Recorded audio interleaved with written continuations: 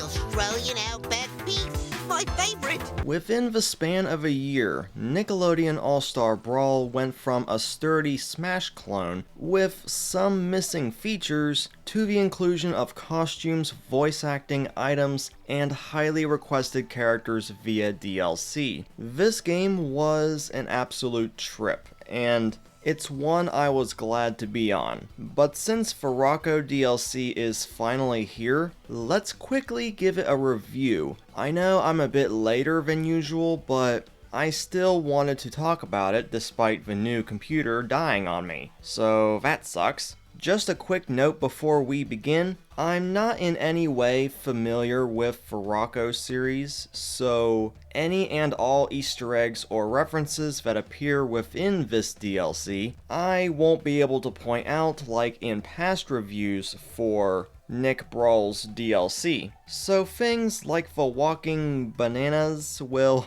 unfortunately not have any context. This is more so just my thoughts on the DLC, with a few other Nick game updates towards the end. So without further ado, it's kangaroo time.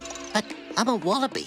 Okay, sure, whatever. But I'll say this, Rocko, you definitely need to find a new home. Cause your house isn't just in space, but it's also haunted. This stage is pretty small in size, consisting of just a single floor in Rocko's house and a couple of meteors on both sides. And while you'll be spending most of your time in Rocko's house, it's super easy but also very satisfying to get pinballed to oblivion and knocked outside. I think that's the main thing that helps this stage stand out, besides the walking bananas, which I would expect from Courage the Cowardly Dog. And it's good. I really like this stage because it feels a lot more chaotic than any of the other stages, therefore being one of the best stages in the game. The closest one I could compare it to in terms of pinball wall bouncing would be the Ghost Zone, but it's pretty minor compared to Rocko's stage. Regarding Rocko's playstyle and moveset, most of it revolves around the use of typical household items, and how Rocko's pet dog, Spunky, can be deployed much like Zim does with Gurr. But what's interesting is that Spunky is attached to most of Rocko's moves. However, he doesn't really seem to affect any of them, other than being a cute addition to each. For example, throwing Spunky right after launching a jackhammer, and Spunky will start riding it. That's adorable. But since I brought up the jackhammer, it tends to randomly go in every single direction, therefore affecting every character in its path, including Rocko, which I do admit does take some time to get used to because compared to Zim and other characters that have similar abilities, don't affect the character that summoned them.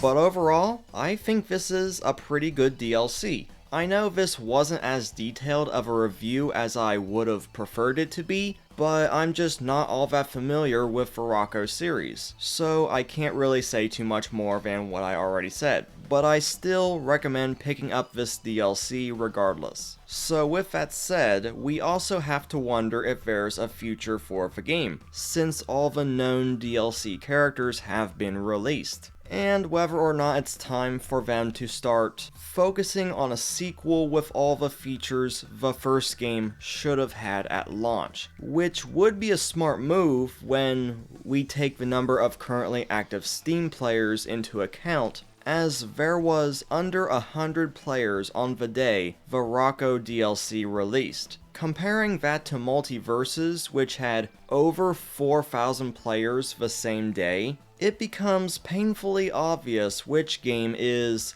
the more popular one and which one is practically dead. At least in terms of Steam numbers. According to one of the game's team members, during the Rocko gameplay showcase video, it seems to be implied that there will be more characters on the way. And that's Rocko.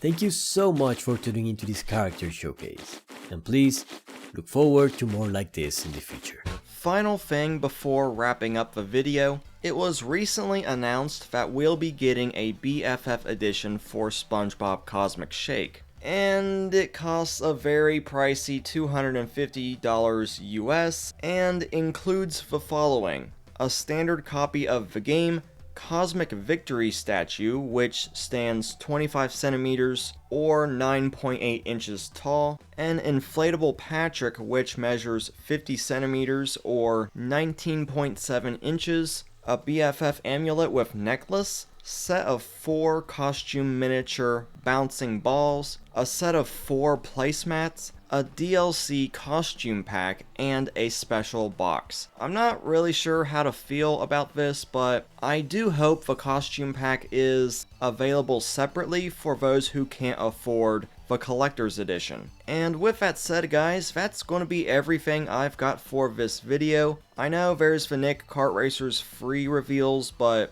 I feel that could be summed up with a screenshot, because we already knew that there was going to be more Rugrats for the rest of the TMNT, but as far as the SpongeBob spin-off characters, I did not expect that whatsoever. So other than that, what do you guys think of the most recent DLC for Nick Brawl, the SpongeBob Cosmic Shake Collector's Edition, or even the full roster for Nick Kart Racers free? Be sure to leave everything down in the comments section below, and once again, I've been Blue Knight. Thank you all so much for watching and for the constant support. I truly appreciate it, and I'll see you guys back here next time.